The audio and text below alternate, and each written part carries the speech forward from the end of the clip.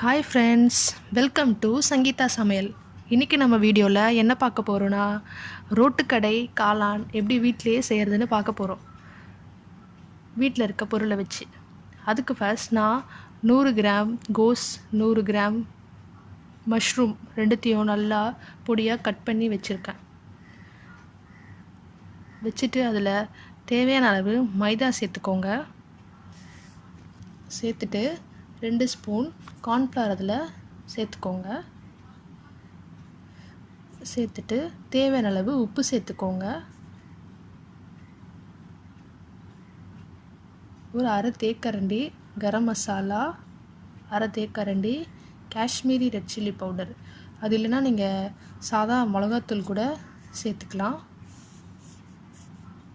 காரம் பார்த்து சேர்த்துக்கோங்க. நான் இது கலருக்காக இந்த பவுடர் சேர்த்துருக்கேன், இல்லைனாலும் பரவாயில்ல. இதை சேர்த்துட்டு நல்லா மிக்ஸ் பண்ணிக்கோங்க. பாருங்கள், இந்த பதத்தில் வரணும். தேவையான தண்ணி ஊற்றி சேர்த்துக்கோங்க. அதுக்கப்புறம் கடாயில் பொரிக்கிறவர்களுக்கு எண்ணெய் ஊற்றி காய வச்சுக்கோங்க. காய வச்சுட்டு நான் இந்த மாதிரி போட்டு எடுத்துக்க போகிறோம். போண்டா இல்லை வடை மாதிரி போட்டுக்கோங்க. எப்படி என்ன ஷேப்பில் வேணால் போட்டுக்கலாம், பிரச்சனை இல்லை. ஏன்னா இதை உதிர்த்து தான் போட போகிறோம். அதுக்கப்புறம்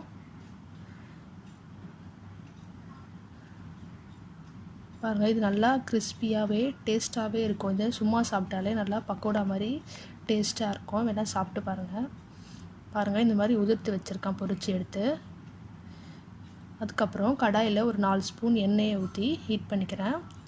இதுக்கு நடுவில் 2 மீடியம் வெங்காயம், கொஞ்சம் கருவேப்பிலை, ஒரு பச்சை மிளகா. உங்களுக்கு தேவைன்னா 2 பச்சை மிளகா கூட போட்டுக்கலாம் காரத்துக்காக. இப்போது அந்த வெங்காயத்தை சேர்த்துக்கிறேன். சேர்த்துட்டு கூடவே கருவேப்பிலையும் பச்சை மிளகாயும் அது கூடவே சேர்த்துட்டு நல்லா வதக்கிக்கோங்க. கொஞ்சம் வெங்காயம் வேகிற அளவுக்கு இதை வதக்கிக்கோங்க.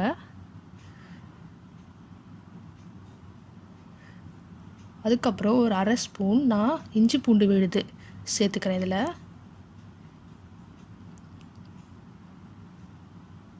சேர்த்துட்டு பச்சை வாசனை போகிற வரைக்கும் வதக்கிட்டு, அதுக்கப்புறம் 2 தக்காளியை நான் அரைச்சி வச்சுருக்கேன். இந்த நம்ம வீட்டில் இருக்க மசாலா வச்சு தான் இது செய்ய போகிறோம். கடையில் சாஸ் அதெல்லாம் ஊற்றுவாங்க. நம்ம இல்லை, இது தக்காளி அப்படியே அரைச்சி போட்டிருக்கோம். 2 தக்காளி போதும், ரொம்ப போட்டிங்கன்னா புளிப்பாக இருக்கும்.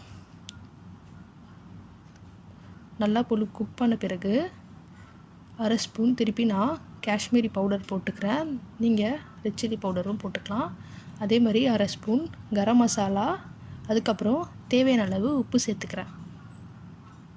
காரத்துக்கு ஏற்ற மாதிரி சேர்த்துக்கோங்க. உங்களுக்கு காரம் நல்லா சாப்பிடுவீங்கன்னா காரம் நிறைய சேர்த்துக்கோங்க. சேர்த்துட்டு நல்லா வதக்கி பச்சை வாசனை போகிற வரைக்கும் வதக்கிட்டு, நான் ஒரு கிளாஸ் தண்ணி எடுத்திருக்கேன். அதில் ஒரு ஸ்பூன் கார்ன்ஃப்ளவரை போட்டு மிக்ஸ் பண்ணிக்கோங்க. எதுக்காகனா இது குழன்னு நல்லா இருக்கும், பேஸ்ட் மாதிரி இருக்கும். அதுக்காக தான் இதை சேர்க்குறோம். சேர்த்துட்டு நீங்கள் எவ்வளோ தண்ணி வேணுமோ ஆட் பண்ணிக்கோங்க. அது கூடவே பாருங்கள், இந்த மாதிரி தண்ணி ஆட் பண்ணி மிக்ஸ் பண்ணிக்கோங்க. உப்பு எல்லாமே பார்த்துட்டு நம்ம ஃப்ரை பண்ணி வச்ச பகோடாவை இதில் சேர்த்துக்கலாம். சேர்த்துட்டு இது 5லேருந்து ஒரு 6 நிமிஷம் நல்லா வேக வைங்க. கொஞ்சம் சாஃப்ட் ஆகிற வரைக்கும் லோ ஃப்ளேம்லேயே வச்சு வேக வைங்க. அவ்வளோதான். பாருங்கள், இந்த ஸ்டேஜில் ஆஃப் பண்ணிவிடுங்க. சூப்பரான ரோட் சைட் காளான் இப்போது ரெடி ஆயிடுச்சு. பாருங்கள், எவ்வளோ சூப்பராக இருக்குது பார்க்கவே. இது வெங்காயம் மேலே மிக்சர் இல்லை ஏதாவது சிப்ஸ் கூட வச்சு சர்வ் பண்ணலாம். ரொம்பவே டேஸ்ட்டாக இருக்கும். இந்த வீடியோ உங்களுக்கு பிடிச்சிருந்துச்சுன்னா லைக் பண்ணுங்கள், ஷேர் பண்ணுங்கள், மறக்காமல் நம்ம சேனலை சப்ஸ்கிரைப் பண்ணுங்கள்.